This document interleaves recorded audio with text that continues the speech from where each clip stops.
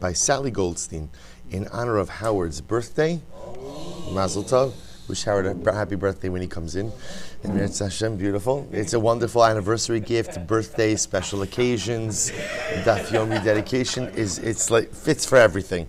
Bar mitzvah, bas mitzvah, yahrzeits, and also by Paul and Kathy Pollack in commemoration of the yahrzeits of Paul's parents, Shmuel ben Zechariah and Sarah bas Avram Zichrono Livracha. We hope that in the merit of our Talmud Torah, the neshamas have an aliyah, and the family in a chama. I will say it's also important for us to make note that today is Yom HaShoah.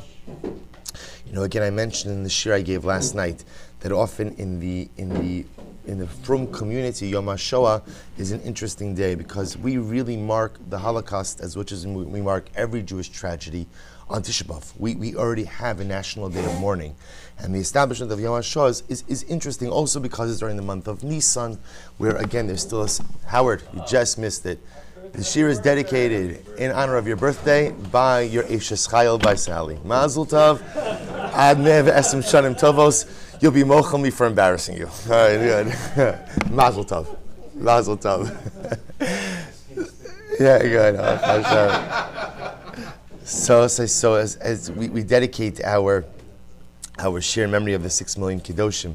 So again, as I was mentioning, as much as we have Tisha B'Av for the commemoration of the Holocaust, but it's very important that if there is an established day of mourning for the 6 million Kedoshim, it's mamish usser to ignore that. Okay, every person could choose to go ahead and observe it or acknowledge it as they want to, but one thing is clear, which is you can't ignore it. If the Welt is recognizing this, then of course we have an obligation in whatever way we choose to go ahead and acknowledge this as well. Exceptionally important. We hope that in the merit of our Talmud Torah, the neshamas of the 6 million Kedoshim should have an aliyah, and the Meretz Hashem, HaKadosh Baruch Hu should bring Mashiach, Tchias HaMesim, and Am Yisrael to be reunited again. I will say with that, let's begin. Today's daf is, what's today? Tesvav, thank you. Today's daf is Tesvav. We are picking up in Meretz Hashem on Yodal Amud Beis 14b at the 2 dots. Imesu Yiftu. I'm supposed to say, so this is 2, 4, 6, 8, 9 lines up from the bottom, and Mesu Yiftu. If the animal died, then ultimately, again, it can be redeemed. So I will say, remember again, this is still talking all in the first case of the Mishnah. And in the first case of the Mishnah, so we are talking about the animal which had a mum kavua prior to its hekdish, then ultimately again was sanctified, and now the idea is that if it died, the Mishnah reflected the view that it could still be redeemed. So the Gemara says, Amar Rabbi Yehuda Amar Rav, Zudiv Rabbi Shimon. These are the words of Rabbi Shimon. Da Amar Kadshe Mizbeach Hayu Bichlal Ha'amada V'Haracha. Kadshe B'Dekabayis Lo Hayu Bichlal Ha'amada V'Haracha. So we actually had this a few days ago, where we spoke about the concept of Ha'amada V'Haracha, that in order to go ahead and redeem something, it must stand on its feet in order to be evaluated. So literally standing on its feet is not a metaphor. It is actually like a literal statement that the animal must be capable of standing up. Obviously, if the animal is dead, it cannot fulfill that particular requirement. So the fact that the Mishnah says that the animal could be redeemed after it dies tells me that what? Tells you that our Mishnah reflects the view of Rabbi Shimon, who holds that only kachim is bech, animals sanctified for sacrificial service, are in the general category of ha'amada v'aracha, but kachim bedek habayis are not included in ha'amada v'aracha. So the Gemara says this now, Rabbi Shimon Omer, kachim bedek habayis, imesu yiftu. Rabbi Shimon says that if kachim bedek habayis, which mostly means animals that have financial sanctity, not physical sanctity, die, they can be redeemed. Umodu Rabbi Shimon bebalmum meikara shenifta. Rabbi Shimon agrees that if the animal had a balmum, if the animal was a balmum prior to sanctification, that's what? That it could be redeemed even after its death. So my time, what's the reason for this? To Amakra Osa, because the pasuk says Osa. Osa lemeute balmum meikara. So we'll say Osa comes to exclude ultimately again an animal that was a balmum from the beginning. The pasuk over here, veherich hakoin Osa bein tov bein ra rak ke'erkecha hakoin kein yihiyah. So to teach me ultimately again that the animal that was a balmum meikaro is excluded from the normal halachos of pidyon, which would normally require ha'amad v'aracha. Here it doesn't. Avacham the chum say imesu yikavru. The Chachamim say that halacha l'maisa, if the animal dies, again, same case, the animal dies, you have to bury it, and you cannot redeem it. Man Chachamim. So who are the Chachamim over here? Tana de Bei Levi. This is the Tana de Bei Levi. Why? What did he say? The Tana de Bei Levi, Hakol hayu bichlal ha'amad davaracha. Every animal was included in the category of ha'amad davaracha, which also means, in general, initially, every animal had a requirement to stand on its own feet and be evaluated in order to undergo the redemption process. Vafilu ba'mum me'ikaro, and ultimately, again, even an animal that had a mum prior to his sanctification. So too, again, the Bei Levi, when I mentioned this in the Mishnah, afilu chaya va'afilu of, even a chaya and even an of. B'haksiv osa. But what does Tana de Bei Levi do with the word osa? Osa la Tana de Bei Levi kasha. Einachinami, the Gemara says that the word osa for Tana de Bei Levi ultimately is problematic. Avar Rabbanan the pligi alei Rabbi Shimon mai. So what do the Rabbanan who argue in Rabbi Shimon, what do they say? Hachanami dim mesu yiftu. Do they also hold? Would they also hold over here that if the animal dies, ultimately it could be redeemed? If that's the case, Rabbi say, then what? Then the Rabbanan actually agree with Rabbi Shimon.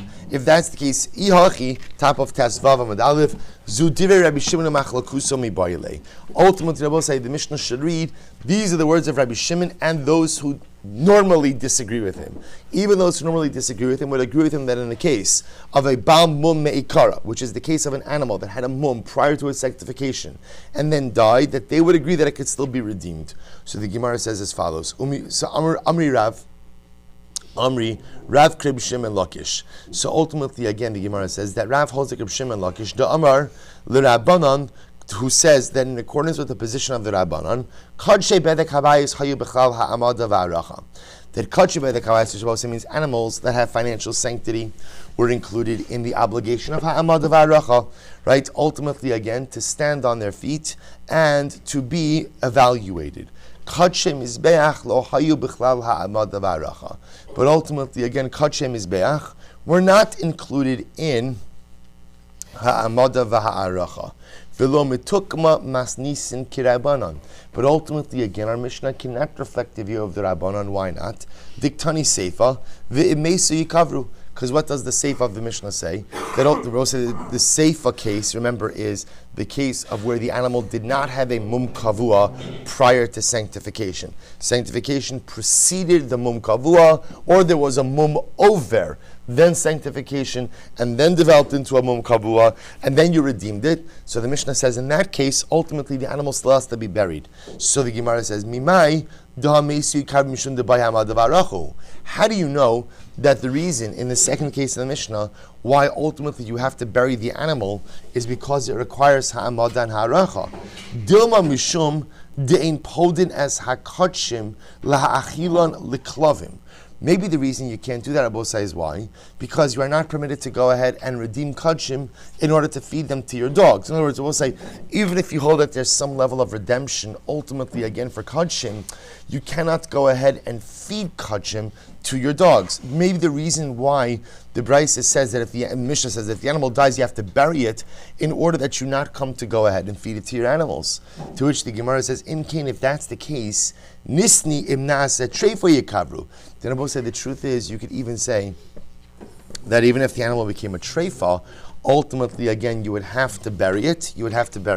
That would also tell me that halacha lamaisa, the issue over here is a concern that you may come to feed it with my animals, to feed it to my animals. The other possibility is the olam Rav Rabbi Yochanan sirle. The other possibility is maybe Rav really does hold like Rabbi Yochanan. Vitani zu divrei Rabbi Shimon machlakuso. And ultimately, again, you would change the version of the Mishnah to read that these are the words of Rabbi Shimon and his disputants. Then maybe Einachinami in this case, the Rabbanan actually agree with Rabbi Shimon that halacha lamaisa, the animal that has a mum me'ikaro, right, is a bal mum me'ikaro, then makdishet, then redeemed, that ultimately, again, such an animal could still be redeemed even after its death. Okay, good. Aval kodim hekdeshan. Aval kidim hekdeshan. So we'll say now the Gemara transitions to speak about the second case in the Mishnah. Remember again, the second section of the Mishnah dealt with what? Dealt with a case where the animal first became hektish, then developed a mum. Or the other case is the animal had what we call a mum over, which is a blemish which heals, right? Then became hektish, then developed into a mum kavua. So we'll say in that second case of the Mishnah, the halacha is that everything is the reverse of the first case. Right? That's the Mishnah said. Everything was the reverse. So we'll say, so just to illustrate this, just so we're all on the same page here. So remember the Mishnah said, V'choshe kidim hekdeshin es muman, o mum over lactation, la'achar mikanolim em mum kavua, v'niftu p'tur min ha'bechora, u'min ha'matanos. We'll say if you redeem that animal, the animal is still exempt from bechora and matanos. The animal gives birth, there's no din bechor. There's no obligation if you shechta to give zroa lechayayim and keva. It doesn't become chulin, that you can't shear it, you can't work it. It's offspring, and the milk is going to be aser even after its pidyon. If you shecht it outside, you're going to be chayiv, and you could go ahead and effect a temura, and if it dies, you have to go ahead and bury it. I will say, or in other words, that in this case over here, even when you redeem it, the animal does not become chulin. That's the operative idea over here. In case number one, where the mum preceded the hekdish status, if you redeem the animal, essentially what happens? It becomes chulin. Remember again, why does it become chulin? Because in that case, what happens? The only financial sanctity ever devolved upon that animal. Why not? Why? Because since it had a mum kavua, since it had a mum, it could not reach the level of kidushas haguf. Because of that, when you redeemed it, your mom is able to make it back into chulin. When the animal, in this second case over here, where either there was no mum and you sanctified the animal and the animal developed a mum afterwards, or the animal had a mum over, a temporary blemish, and you were makdishid, that animal reaches the threshold of physical sanctity. Physical sanctity, right? Once it has physical sanctity, what the Mishnah is telling you is that even if I redeem it, it's redeemed in certain respects, as we're going to see, but it does not revert back to chulin. As such, there are limitations on the use of the animal even after redemption. Good. Says the Gemara, where do I know this from? Tanarabban on tzvi. Now we'll say, now this is actually very important, because the Gemara talks about tzvi. Now what's the pasuk by tzvi? The pasuk says, Ach kasheri achelas hatzvi ve'es ha'ayal, kein tochlenu, hatamei v'hatahar yachdav yochlenu.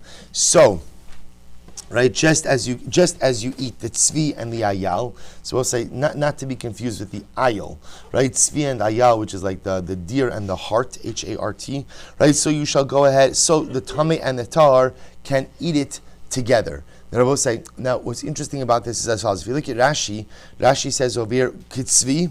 Rashi says it's right across from Tosos, imatzvi. So umokmina b'sifri, de b'psuli hamokdashin sheniftu akasum medaber. So we'll say, so the Gemara is understanding that this pasuk is talking about psuli hamokdashin. This pasuk is talking about animals which were going to be offered as karbanos, but then something precluded their offering. Something happened that prevented it ultimately again from being offered up on the mizbeach. So watch this. So the Gemara says, "Ma tzvi pater min bechora," just like tzvi, right? A tzvi is pater from bechora. We'll say, why is tzvi pater from bechora? Why? Because it's a chaya.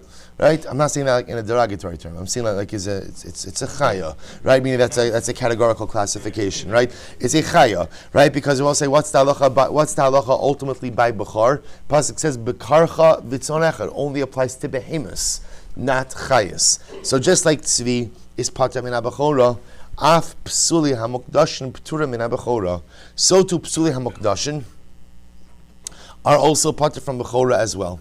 So we'll say all that tells me is that what is that psuli hamokdashin are pater from bechora. Maybe it's not pater. Maybe psuli hamokdashin are not pater from matanos. Right? Maybe there's still an obligation if you shecht it to go ahead and give zro lechayayim and keva. Talmud lomar ayal.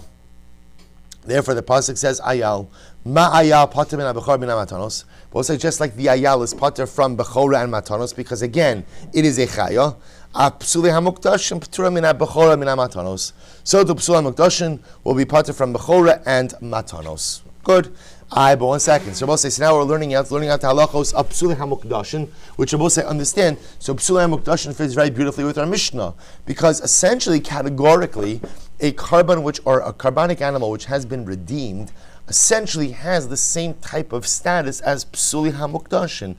Both were once fit for offering on the Mizbeach and are now no longer fit. Granted, they're not fit for little different reasons. One is because of some type of mum, one could be because of financial redemption, but categorically the Gemara is fitting them together. And what have we just shown? We've just shown that halacha l'maisa, just like psulei hamukdashin are not subject to the halachos of bechor and matanos, so too in the cases of the Mishnah, when you redeem the carbonic animal, it will not be subject to bechor and matnos kahuna. But one second. If you're learning this out from Tzvi and Ayal, Imat Tzvi v'Ayal Chelban Mutter, Psulei Hamukdashin Chelban Mutter. One second. Tzvi and Ayal as Chayis, don't what? Don't have an Isser Chaylev. Right? To both say the Isser Chaylev only devolves upon behemoths, not Chayis. So why don't you say just as the Tzvi and the Ayal don't have an Isser Chaylev, so the Psulei Hamukdashin don't have an Isser Chaylev? Talmud Lomer Ach. Therefore, we'll say the pasuk uses the word Ach Chilek. Ultimately, I will say the word ach. We see this many times throughout the Torah. The word ach comes to serve as a division, essentially to tell you that psulei hamukdashin is comparable to tzvi and ayal in certain ways, but in other ways it is not. Amar mar, otzies habachar v'lo otzies hamatanos. So remember again, I was saying in the previous drasha, the Gemara wanted to suggest maybe psulei hamukdashin resembles tzvi for Bechor purposes, that it's not subject to Bechor, but maybe it will be subject to Matanos. Ma'ishna otzies habechar. We'll say, why are we making this distinction? Why would we make a distinction between Bechor and Matanos? Ma'ishna otzies habechar shein shava bakol.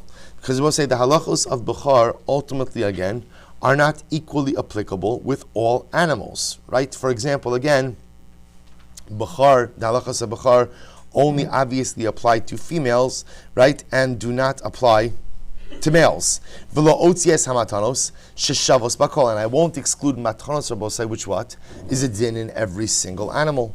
Talmud Lomer, that's the havamina. That's why we thought that maybe ultimately maybe psulei hamukdashin rabosai is only comparable to tzvi for Bechor purposes, but not by matanos. Talmud Lomer ayal. Therefore, we'll say the pasuk comes and says ayal to teach me that what? That halacha l'maisa it'll be pater both from Bechor as well as matanos. If you're going to compare psulei hamukdashin to tzvi and ayal, why don't you say as follows? Mat tzvi va'ayal ein osovi espino noig bahen. Rabbi say just like the tzvi and ayal, the prohibition of osovi espino, of shechting the mother and the offspring on the same day, does not apply. Why doesn't it apply? Rabbi say same idea, because osovi espino is a din in behemoths, not a din in chayas. So why don't you say, now that you're learning out psulei hamukdashin, ultimately from what? Naturally psulei hamukdashin, ultimately from tzvi and ayal. Osovi espino doesn't apply to tzvi and ayal, so to what? It doesn't apply to psulei hamukdashin. To which the Gemara says, ein osovi espino noig af bahen af psulei hamukdashin, ein osovi espino noig bo, amar lei lamai medames lehu. So, if you're going to do that, what are you comparing psulei hamukdashin to? Chulin. If you want to say that psulei hamukdashin has the status of chulin, osovi espino noig bo, ultimately we'll say that the halacha of osovi espino applies to chulin. Ve'ila kadshim, and if you want to compare psulei hamukdashin to kadshim, osovi espino nogbo, the halachas of osovi espino also apply to kadshim. Amar he says to him, ihachi gabi chelbo nami neimahachi. So ultimately again, why don't you say the same thing by chaylev? Lemay medamis lehu. To what are you comparing psulei hamukdashin? Il chulin chelban aser. If you compare psulei hamukdashin to chulin, ultimately again the chaylev will be aser. Ve'ila kadshim chelban aser. So to by kadshim, ultimately chaylev is aser as well. Ela lav mi amrit ach velo chelban. We'll say rather, what do we learn? We learn that halacha l'maisa by psulei hamukdashin, the word ach comes to go ahead and what? Comes to go ahead and exclude and tell me that halacha l'maisa, although psulei hamukdashin ultimately again will have certain prohibitions, it won't be chaylev. Ema nami ach v'lo osovi espino. So why don't you say also by psulei hamukdashin the word ach comes to exclude psulei hamukdashin from the halachos of osovi espino? Right? Maybe that's what it does as well. To which the Gemara says, Rava Amar, Ach liosovi espino hu da'asa. Rava says, you're right. Ach comes to teach me that halacha l'maisa, that osovi espino will not go ahead and Ach comes to teach me that Osovi Espino will apply to Psuli HaMakdashin. That although we're going to learn Psuli HaMakdashin ultimately from what? We're going to learn Psuli HaMakdashin from Tzvi and Ayal, and even though, again, Osovi Espino does not apply to Tzvi and Ayal, nevertheless, the word Ach comes to teach me that the drasha or comparison between Psuli HaMakdashin and Chayis only goes so far. It doesn't include an exemption from Osovi Espino. Osovi Espino will still apply ultimately to Psuli HaMakdashin. The Gemara says this is Rava's model. Ach li Osovi Espino hu da'asa v'chelbo midamo nafka. And I will say this is actually very interesting. The prohibition of chelev for Psuli HaMakdashin will be learned out from dam. We'll say, what does that mean? Because the pasuk says, "Rak es damo lo sochel ala ares tishpachenu kamayim." You cannot eat its blood; you have to spill it out on the ground. So we'll say, watch this is amazing. My damo, what does it mean? It's blood.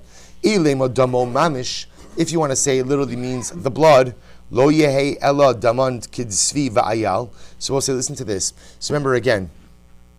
Just so you understand, these psukim, right? These psukim, they're not following. They are following each other. Excuse me. The ach asher yacheles atziv esayal. That pasuk is Devarim Yud Beis Chaf Beis, and then right afterwards the Torah speaks at the prohibition of blood. So we'll say, now watch this. This is actually amazing. So the Gemara is going to now suggest that blood in this context does not mean blood. Does not mean blood. Why? The Gemara says, why would the Torah have to tell me my damo? So what does blood mean? If you want to say that blood actually means blood, lo yehe ela daman ditzvi va'ayal, then what I will say, you would say, so I don't understand, why should blood of Psuli HaMakdashin be any different than the blood of Tzvi and Ayal? Atu daman ditzvi va'ayal mishari, is the blood of a Tzvi and Ayal mutter? So I'll say, obviously not, we already know the prohibition of blood from elsewhere. Ella, so I will say, so why does the Torah need to restate this pasuk? Ella damo chelbo. Rather, I will say, what does dam mean in this context? Amazingly enough, we're suggesting now that dam means chelev. Dam means chelev. So 1 second, if dam means chelev, v'lichtov rachmana chelbo, why don't you just write chelev? Right? To which the Gemara says, ikasev rachmana chelev, hava amina, ahani hekesha v'ahani kra. Because I would have thought, then I would say, what is it chelev? I would have said, the pasuk serves a purpose, and the hekish, the comparison, serves a purpose. What does this mean? Ahani hekesh shalmi utemikaris. So ultimately, again, the hekish ultimately comes to exclude it from kares. V'chikasav kares a'ochel chelev behemu dichsiv. Then ultimately, again, I will say, when the prohibition of kares is mentioned by chelev, it's mentioned by behema. Dichsiv shene'emar ki kol ochel chelev min behema. So v'nichra sanefesh shahi. So v'ahanikra. So we'll say v'ahanikra l'meikam alav b'lav ba'alma. And maybe again, what's happening over here is the pasuk coming to teaching that what that halacha l'meisa chelev by Psuli HaMakdashin only is a lavla. Hachi afki rachmana balashon damo. Therefore, the Torah calls chelev dam in this context. Lomar lecha ma damo bekares af chelbo bekares. Ultimately, to teach you what Rabbi say, just like dam carries with it a prohibition of kares, so too again chelev will also carry with it a prohibition of kares. We'll say, so amazingly enough, here's what's happening. I'm learning about Psuli HaMakdashin, the halachos of Psuli HaMakdashin, from the halachos of Tzvi and Ayah, from Chayis. The problem with that comparison, it yields us many wonderful conclusions. The problem with it is we run the risk of thinking that the chelev of Psuli HaMakdashin will be like the chelev of Chaya. Just like the chelev of Chaya is mutter, so too the chelev of Psuli HaMakdashin will be mutter. Therefore, Kamash Shmuel, the pasuk says, Rakes damo lo sochel, ala aretz tishpechenu kamayim. What does dam mean in this context? So the Gemara suggests dam actually means what?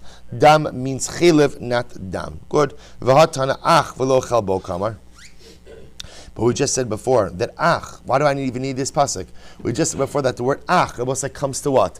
Comes to split the drasha. Comes to teach you that Psuli HaMakdashin is comparable to Tzvi and Ayal in certain respects, but in other respects it is not. What's the respect in which it's not comparable to Tzvi and Ayal? Will be chelev. That all Tzvi and Ayal does not. It's chelev Psuli HaMakdashin. There is hachikam. That's what it means to say. Either lo ne'emar damo, had the Torah not used the lashon of damo, hayisi omer ach v'lo chelbo, I would have made the drush of ach, and ach comes to exclude chelev. Tell you that the chelev of Psuli HaMakdashin, tell you that the chelev of Psuli HaMakdashin will still be aser.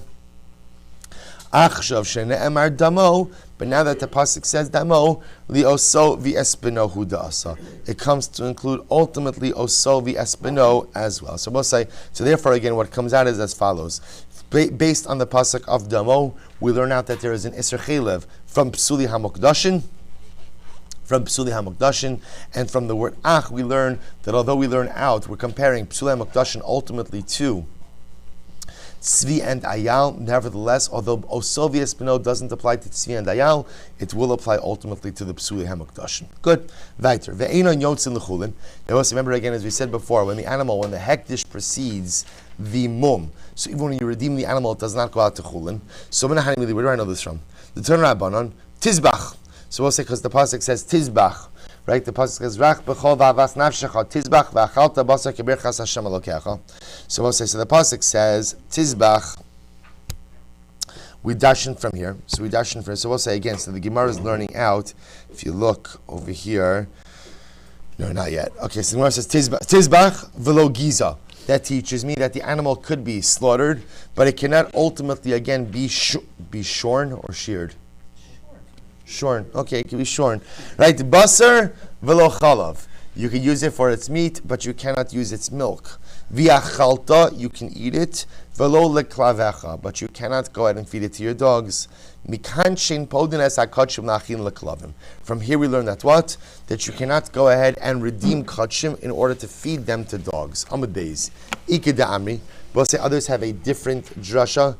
Tizbach via chalta. When the pasuk says tizbach v'achalta, we'll say, look at Rashi just a moment. Ikidami tizbach v'achalta. Rashi says mehacha mapik giza v'chalav the aser ubasur orchei dekravelo darsh. So the Gemara says tizbach v'achalta ein lecha bahen heter achila el mishas zvicha ve'elech. The only time you have the ability to eat these items, general karbanos, is from shas zvicha and on. Right? That's a general halacha. The only time consumption of a carbon is permitted is obviously if you shecht it as a carbon, then you could eat it. Aval podin es hakachim, but ultimately again, if you redeem kachim, you could eat it. You could use it even what la'achila leklavim, even to go ahead and feed it to the dogs. So we'll say, so this is just a separate idea. There happens to be a fundamental machlokes. If you are redeeming karbanos, what does that redemption allow you to do with the redeemed item? So you see over here a fundamental machlokes as to the extent of use you have over a redeemed carbon. Meaning the most dramatic manifestation of that machlokes is, can you feed the redeemed carbon, can you slaughter it and feed it to your animals?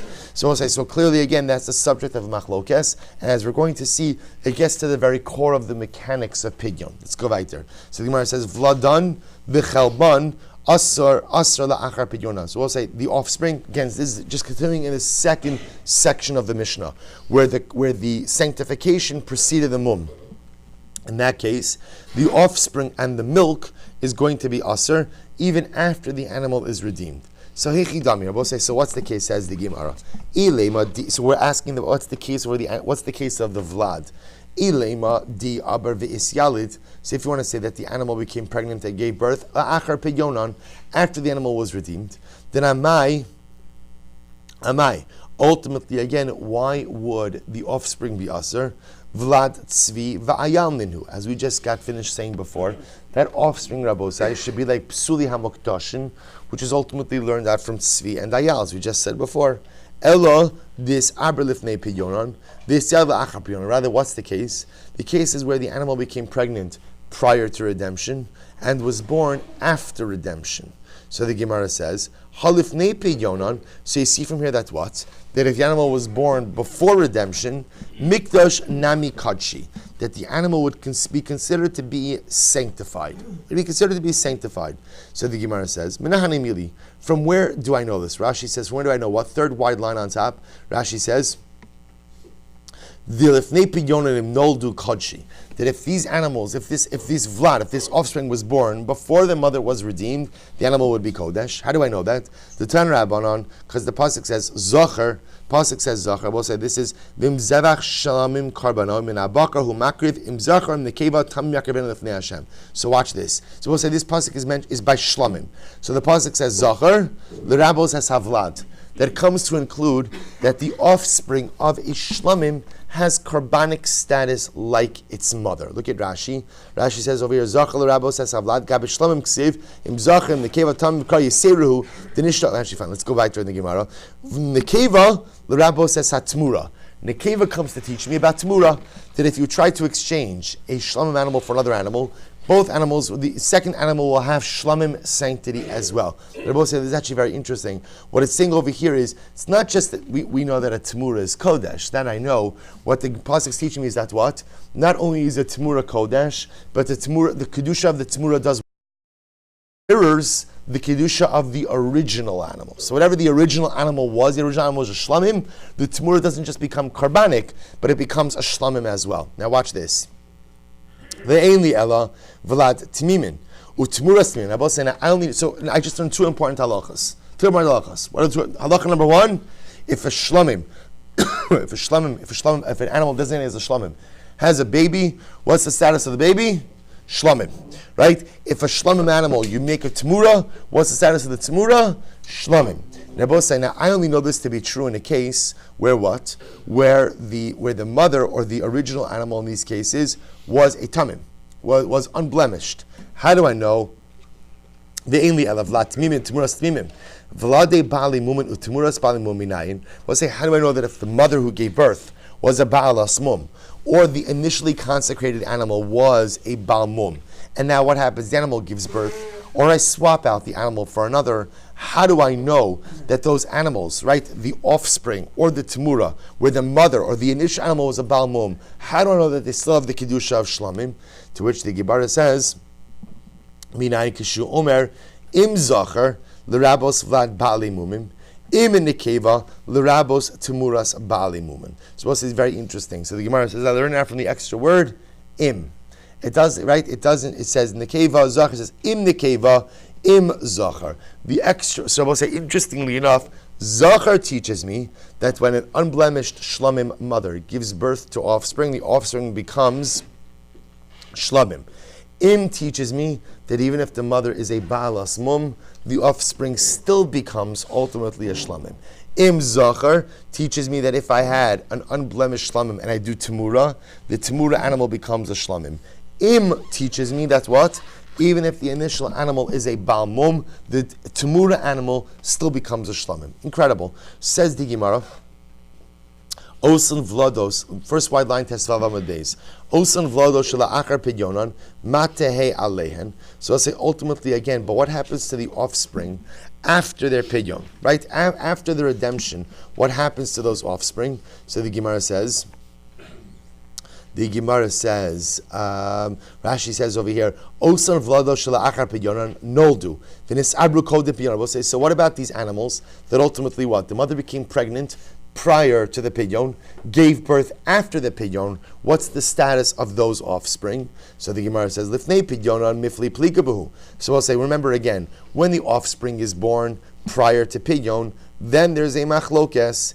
Ikalaman da amar kadshe li karev. So we'll say, some say that the offspring are sanctified enough to even be offered up on the Mizbeach. V'ikalaman da amar kadshe l'raya. So ultimately, again, others say they're kodesh, but they can't be offered up. Instead, what happens? You allow them to graze until they develop a mum, and then you could go ahead and redeem them. But what happens again to the animals where the mother was born, the mother who's kodesh, became pregnant before her pidyon, but gave birth after the pidyon? What's the status of the offspring born after the pidyon?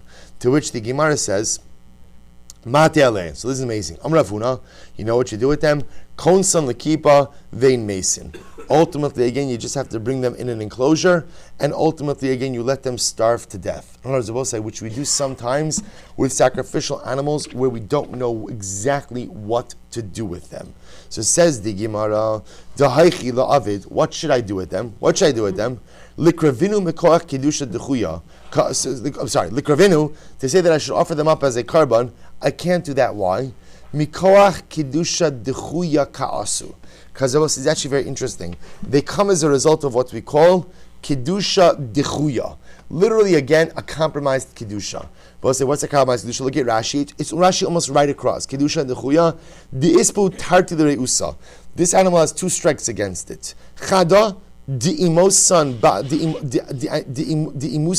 mumin. Sheniru v'nitchu. Number one, again, the mother has a mum. That's number one. V'od dila'achar pidyonan noldu. Furthermore, again, I will say, when is this animal born? It's born after pidyon. Ve'hin atzman en yecholon lahatfis on l'kedusha gemur lahakriv hol ve'itchu sulam mixis. You're supposed to say, watch this. So two strikes against this animal. Number one, it's born to a mother who's a balas mum. Number two, it's born after pidyon. So when you have this type of strike against it, so to offer it up as a carbon, not possible. Lifrakinhu, so you'll say, okay, redeem it. It's actually very interesting. Lo alimi lemitvas pidyonan.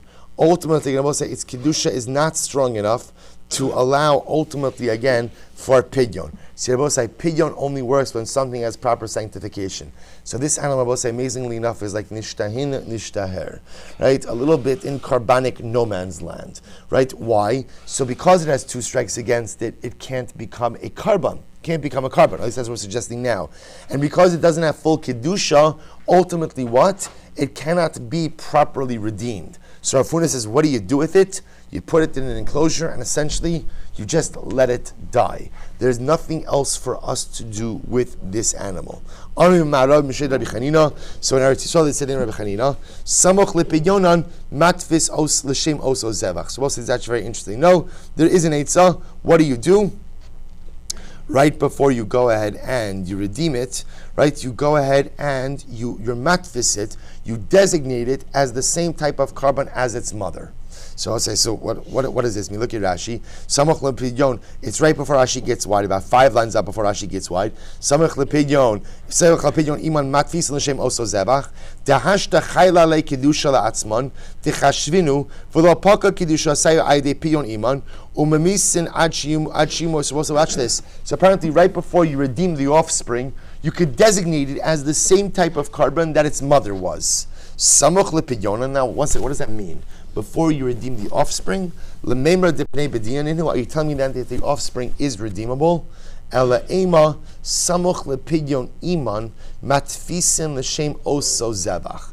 I will say what it means is as follows: that before you redeem the mother, ultimately, again, you have in mind that the offspring will be redeemed ultimately for the same type of carbon. Taimamai, what's the reason ultimately, again, that the vlados will be aser? Rabbi Levi, Gezer Shem Yegadol Mehen Adarim Adarim. We'll say out of a concern that ultimately what?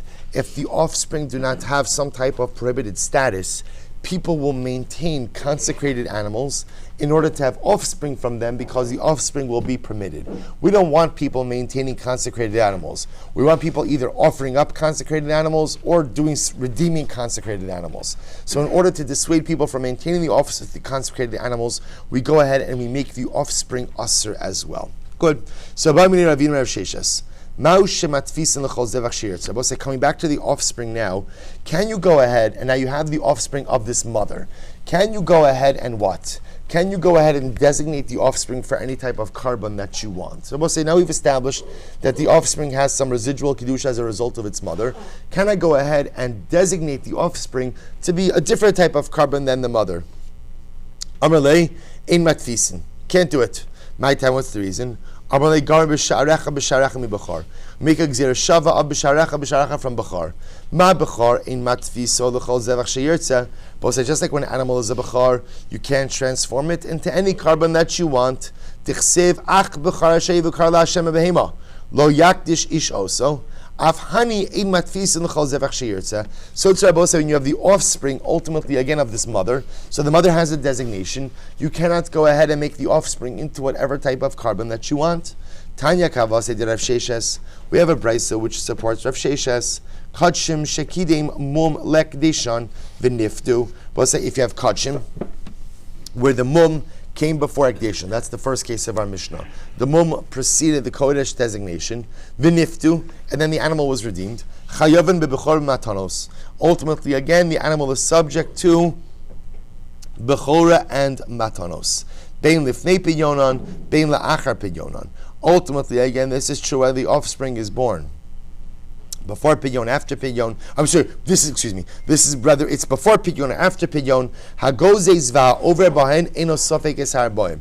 If you go ahead and you shear the animal or you work the animal, ultimately you don't get malchus. Bein lifnei pidyonon, bein la'achar pidyonon, ein osin tmura. Ultimately, it does not make a tmura. Ulifnei pidyonon mo'alin bahen. Before the pidyon, before the redemption, ultimately there is me'ilah. Ula'achar pidyonon ein mo'alin bahen. After pidyon, ultimately there is no me'ilah. Vladoseyen chol. The offspring is going to be chol, right? Chulin.